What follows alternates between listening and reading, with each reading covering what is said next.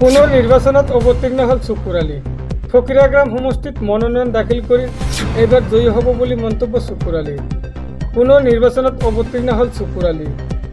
BTC নিৰ্বাচনত ফকিৰাগ্ৰাম সমষ্টিত মনোনয়ন দাখিল কৰিলে চুকুৰ আলীয়ে।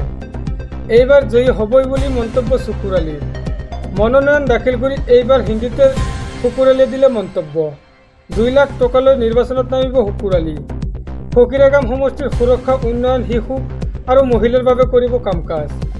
লগতে মেডিকেল কলেজ নিৰ্মাণ কৰিব বুলিও আশ্বাস দিয়ে। কাৰো সৈতে প্ৰতিদ্বন্দ্বিতা নহ'ব বুলি চুকুৰ আলীৰ মন্তব্য। পৰৱৰ্তী খবৰ। আফগানিস্তানত ভয়াৱহ ভূমিকম্প। আফগানিস্তানত আজিও ভয়াৱহ পৰিস্থিতি।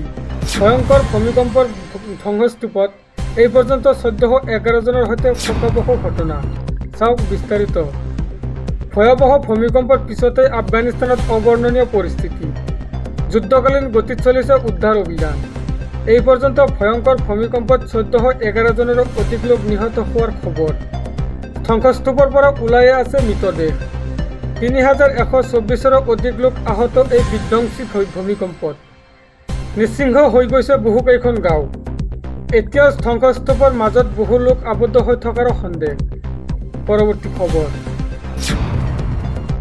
এবাৰ মুখ্যমন্ত্ৰীক চেলেঞ্জ দি মেহমুদ মাদানীৰ অসম ভ্ৰমণক লৈ ব্যাপক প্ৰতিক্ৰিয়া। জমিয়ত উলেমা হিন্দৰ গতিবিধি লৈ সন্দেহ মুখ্যমন্ত্ৰী। চাওক বিস্তাৰিত। মুখ্যমন্ত্ৰীক চেলেঞ্জ দি গোৱালপাৰাত উচ্ছেদিতৰ মাজত মেহমুদ মাদানী। মেহমুদ মাদানীৰ অসম ভ্ৰমণক লৈ ব্যাপক প্ৰতিক্ৰিয়া। অসমত উপস্থিত হৈ উচ্ছেদিতক ন্যায় দিয়াৰ ঘোষণা কৰিছিল মাদানী। মেহমুদ মাদানীৰ অসম ভ্ৰমণৰ পিছতে মুখ্যমন্ত্ৰীৰ একশ্যন। অসম আৰক্ষীৰ নজৰবন্দীত থাকিব জমিয়ত উলেমাৰ দল। মুখ্যমন্ত্ৰী হিমন্ত বিশ্ব শৰ্মাৰ টুইট যোগে কৰিছে এই মন্তব্য। জমিয়ত উলেমা হিন্দৰ গতিবিধিলৈ সন্দেহ মুখ্যমন্ত্ৰী। BTC নিৰ্বাচনৰ প্ৰাক্ষণত জমিয়তৰ দলৰ ভ্ৰমণ তাৎপৰ্যপূৰ্ণ। আইন শৃংখলা পৰিস্থিতি নিয়ন্ত্ৰণ ৰাখিবলৈ আৰক্ষীক নিৰ্দেশনা। মৌলানা মেহমুদ মাদানীৰ নেতৃত্বত আহিছে দলটো। দলটোত আছে মৌলানা হাকিমউদ্দিন কাছিমি, মুফতি জাবেদ ইকবাল, মৌলানা খালিদ আনোৱাৰ, নৌছাদ আদিল, মৌলানা নাবেদ আলম। জিলা প্ৰশাসনকো সতৰ্ক থাকিবলৈ নিৰ্দেশ দিছে মুখ্যমন্ত্ৰী। পৰৱৰ্তী খবৰ। এইবাৰ শিবিৰতে থাকিবলৈ দিয়া নহ'ব উচ্ছেদিতক। 15 দিনৰ ভিতৰত খালী কৰিব লাগিব। শিবিৰত থকা উচ্ছেদিতক জাননী জাৰি। চাওক সবিশেষ। শিবিৰতে থাকিবলৈ দিয়া নহ'ব উচ্ছেদিতক। খালী কৰিব লাগিব 15 দিনৰ ভিতৰত। পুনৰ উচ্ছেদিতৰ শিবিৰত চলিব উচ্ছেদ অভিযান। প্ৰশাসনে 15 দিনৰ সময়সীমা বান্ধি জাৰি কৰিছে নটিচ। 43টা পৰিয়ালক কৰা হ'ব উচ্ছেদ। 3 বছৰ পূৰ্বে হোৱা উচ্ছেদৰ পিছতে একাংশ লোকক প্ৰশাসনে দিছিল আশ্ৰয়। বৰ্তমান তেওঁলোকক পুনৰ দিয়া হৈছে উচ্ছেদৰ জাননী। ঘোষণা কৰা হৈছে বেদখলকাৰী ৰূপে তেওঁলোকক। চৰকাৰ আৰু জিলা প্ৰশাসনে তেওঁলোকক থাকিবলৈ দিয়াৰ পিছতো তেওঁলোক কেনেকৈ বেদখলকাৰী হ'ব। উচ্ছেদিত আটাইকে চৰকাৰে পুনৰ সংস্থাপন কৰক।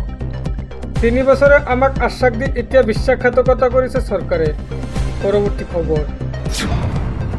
অসমত গ্ৰেপ্তাৰ কৰা হ'ব নেকি মেহমুদ মাদানীক? মাদানীয়ে বিচি কৰিলে জেলত ভৰোৱা হ'ব। মেহমুদ মাদানীৰ অসম ভ্ৰমণৰ মাজতে মুখ্যমন্ত্ৰী হিমন্ত বিশ্ব শৰ্মাৰ বিস্ফোৰণ।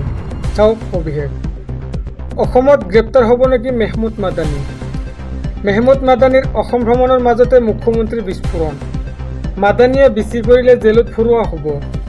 অসমৰ মুখ্যমন্ত্ৰী মইহে, মাদানী নহয়। মাদানীয়ে বুজি লওক মাটি দখল কৰিলে কি বেয়া অৱস্থা হ'ব পাৰে। উচ্চস্থলীত দেখা পালে তেওঁলোকত ভয় কঁপিব।